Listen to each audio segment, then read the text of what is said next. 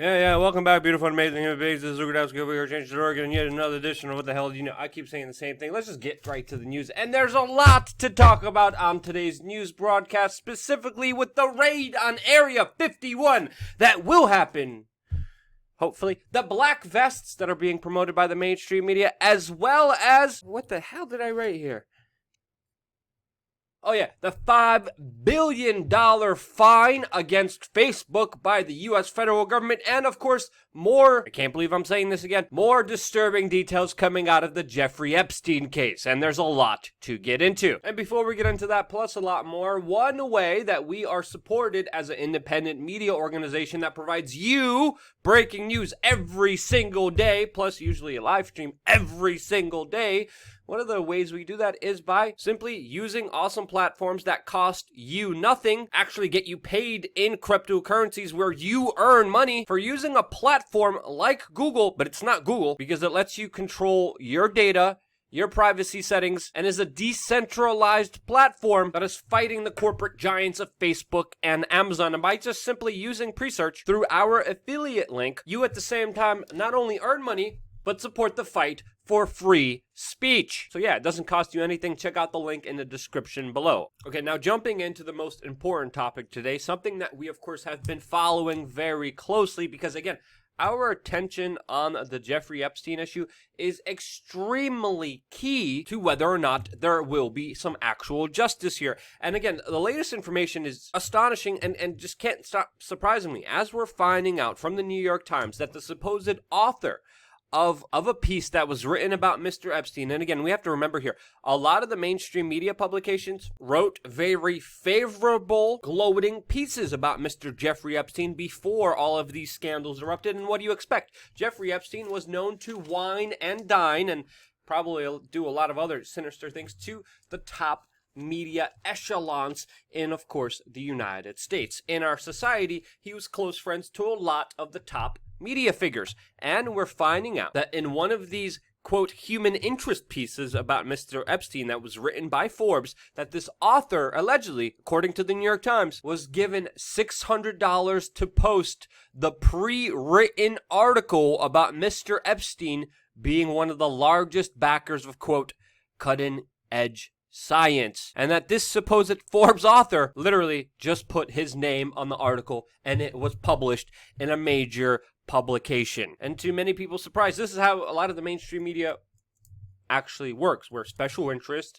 including even governments, come to journalists and they say, hey, we have an article here, just put your name on it and publish it. Or in other circumstances, they get a press release, or pretty much the same thing happens, a government agent or lobbyist or a spokesperson for a special interest comes that's paid by big money and says, hey, put your name on this, or just rewrite and regurgitate these talking points, and the mainstream media says, yes, sir, of course we will, and they do. That's what journalism is called in many publications, and it happens a lot more than you think. This is an important aspect to understand here when we're looking at the framing, at the bigger initiatives, at the bigger agendas that are being pushed by the mainstream media, which again should always be questioned. There's other new disturbing details we were finding out about the prestigious school that Jeffrey Epstein was actually a teacher in, which is very interesting since he did not have a degree and was actually hired by Donald Barr, who, by the way, is the father of William Barr, the current U.S. Attorney General that, by the way, is not recusing himself from the entire Jeffrey Epstein case, which is the federal criminal prosecution against Jeffrey Epstein. Now, Barr did recuse himself from, of course, internal Justice Department investigations against Acosta that, again, is ultimately null and void now since Acosta has resigned from his office as the Department of Labor when 2 days ago he said he, of course, would not resign. He, of course, now got kicked out. But again, this story should show you just how interconnected Jeffrey Epstein is and just how skeptical we should be since it's even James Comey's daughter that is the lead prosecutor against Jeffrey Epstein. Now, this is a very sickening, entangled web of DC insiders that should have everyone worried about the particulars of this case, and everyone should have a very, very skeptical eye on the entire proceedings. Now, a lot of the revelations that came out today were, of course, around this prestigious prep school that Epstein was actually a teacher in, which former students even recall how he, of course, had very, quote, persistent attention on teenage girls during his teaching days, and of course highlighting how this was a problem for a very long time. And then from his days as an alleged weird, humble teacher, he somehow gained a vast amount of wealth that no one knows exactly how, which, by the way, this story just keeps getting stranger as, of course, he and his lawyers filed a motion to keep his finances secret in these latest court proceedings, which, by the way, a judge ruled in favor of. A judge ruled that the mysterious finances of Jeffrey Epstein will be kept secret from the general public because for some reason we're not supposed to know how this man and his mysterious vast amount of wealth that bought him pretty much anything he ever wished for in this world, we're not privy to that information, which is a big warning sign to how this will proceed. But there's a lot of cracks opening up here, specifically also how Jeffrey Epstein failed to check in 34 times because of corruption at the NYPD. The billionaire was supposed to be checking in with the New York City Police Department every 90 days as a registered sex offender starting in 2011.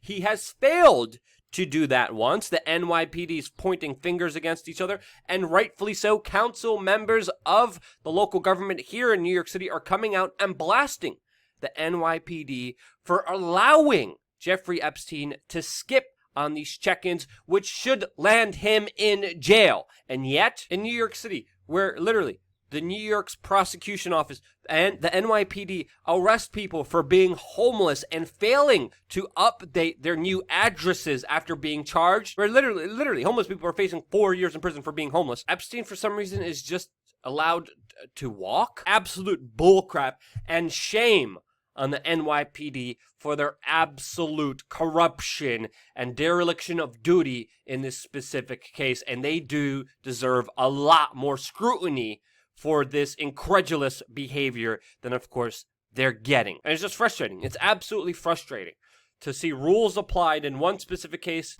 and then when it comes to some of the worst, destructive, nastiest, most dangerous aspects of our society, NYPD is like, we're just not going to do our job. A job, by the way, that is financed by insane taxes, fines, regulations, and tickets for just the most normal of behaviors here in New York City, just totally abusing their power, which angers me even more to understand that this is happening at so many different levels. Now, moving forward in a similar case of being too big to jail, we of course have corporate news of the FTC voting to approve a settlement with Facebook that's going to fine them $5 billion for the Cambridge Analytica scandal. That, of course, was a major privacy violation that occurred with the big tech monopoly giant. Now, this is one of the largest fines ever imposed by the FTC against a tech company, mainly against Facebook for improperly accessing the data of 87 million Facebook users. But even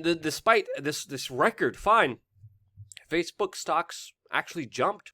And many people consider this a slap on the wrist, even though it is $5 billion. And my goodness, does this man look scaly. If there ever was an argument for cyborg reptilian hybrids, this would be it. In my opinion, sorry, editorializing here. But again, Facebook stocks rose 1% after the information broke about this, because many people are happy that this wasn't a more serious fine than it was. And it's also important to note here that Facebook makes 3 times the penalty in revenue every single quarter. And this is why many Democrats say that the FTC failed miserably in punishing Facebook, since, of course, company stocks rose from all of this, which, of course, create a whole nother conundrum and a whole nother debate that does deserve to be had here about how vast, how powerful, and how little could be done to stop these technocratic monopoly big giants from doing whatever the hell that they want. And this, of course, is not just because of privacy violations, which are extremely important, but this is going to another level with, of course, also the censorship of speech. And unlike what a lot of the major kind of personalities say out there, a lot of the censorship of speech is not just left and right, as we're even seeing from new information highlighted about how Julian Assange's of WikiLeaks top defense and legal account was just deleted by Twitter without even the majority of people and personalities who are usually outraged about this from even knowing about this. And I only know about this because of a coincidence. I really enjoy this Twitter follower's account, and this is why I personally have to go onto her account. And I saw this latest tweet highlighting, of course, how this censorship is about going after anti-establishment, anti-authoritarian, pro-free speech voices. Because the only way for big, bad interests, big, bad, powerful entities to be able to do bad things is if everyone doesn't know about it. And this is why censorship is such a key component in, of course, the survival of these big tech giants. Because if everyone finds out that, hey, they are really evil, they are really bad, they are really causing significant harm to our society, not only with depression and suicide rates going up, that's a whole nother issue, not only with just rewiring our brains, but like, if people find out that these institutions suck, just like MySpace did, they will become the next MySpaces. And that's why the control of information is so key here and such an important battle to stand behind, not just on the left and right lines, but between the lines of freedom of speech and expression against, of course, totalitarian rule that wants to subjugate you. And again, of course, we're not hearing a lot about this in the mainstream media, but we are hearing about the black vests. Now, very interestingly, as you know, if you've been watching this channel for a long while, we've been very closely following and reporting on the yellow vest because the mainstream media was not doing so, even though it was a mass, huge movement that, by the way, is still continuing in many parts of France.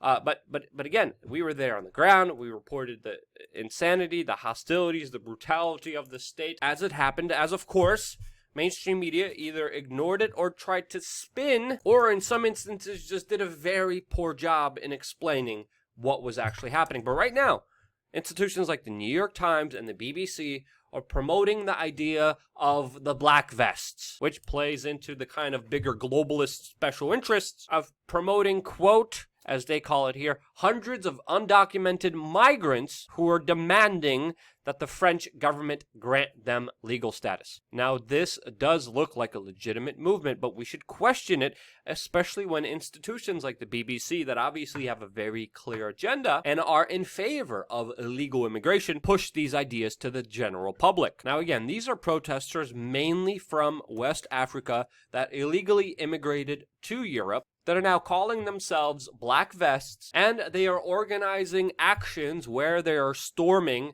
historic French sites like the Pantheon in Paris, and at the same time demanding papers and legal status in their country. Now, in these scuffles, 50 plus people were injured in this kind of mad dash towards the Pantheon. 37 people were detained by the French police forces, who were just as brutal as we have documented them before, but had a very hard time organizing and pushing back many of the illegal migrants in France from rushing the Pantheon. And be assured that this, of course, will not stop with just this one single protest, with the large numbers of illegal immigrants in Europe, and will escalate from here, which of course we're going to be covering very closely as well, and talking about a bunch of people rushing one particular place to gain something out of it. We have the raid on Area 51. By the way, I was tweeting about this when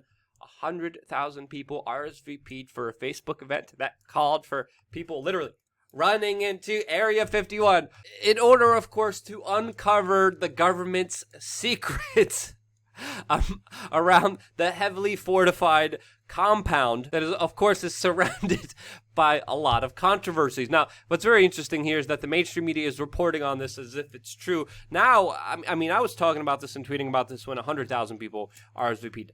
Now, not only just 500,000, but literally 680,000 people, as of now, have signed up, have RSVP'd, and saying that they will participate in a raid on Area 51 to, quote, see aliens. Now, of course, a lot of this was sparked, according to some, because of Joe Rogan's latest podcast that took place on June 20th of this year, where, of course, he had Bob Lazar on, a physicist who claims that he worked at the controversial secret government site. And many people, of course, credit this video with the start of this Facebook event that is literally creating a meme renaissance.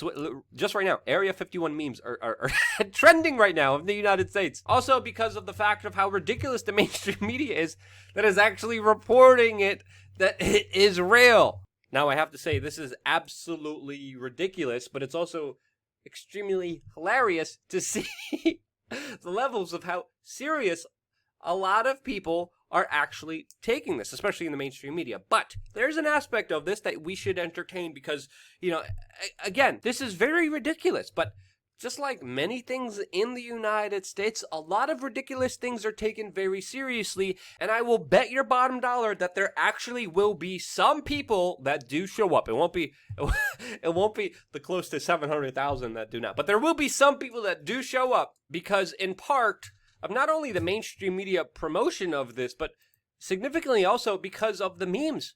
And the memes are absolutely hilarious. I mean, I personally just went on a tweet storm about this because they do introduce people to the concept that the government does keep secrets away from its population and that they shouldn't be trusted. And hell, man, the memes are absolutely incredible. Also important to note here that there's also a lot of fake tweets going around, like this one of Elon Musk that allegedly was going to provide a flamethrower to anyone trying to storm Area 51. And no, this tweet actually did not happen. Other people are saying that Neil deGrasse Tyson is a shell that are protecting that is protecting the aliens. Hell, even hashtag Area 52 has a big presence with many people calling for alternatives to storm while everyone goes after Area 51. There's even campaigns to get right-wingers involved, claiming that illegal aliens in the United States are living in Area 51 and that they're paying for it. But in all non-seriousness, a lot of the younger generation in our society does complain about boredom and does do extreme things to combat that boredom. And depression is on the rise, so it is somewhat of a wild card with even battle plans being laid out with particular units of Kyles and anti-vax kids, as well as particular units of crackheads and people armed to the teeth, along with the furries and rock throwers, along, of course, with the Karens that will create a distraction plan, while the rest of everyone will be sneaking in safely to Area 51. There's even materials being handed out on how people should prepare and the equipment they need to buy before this very brave action that's happening.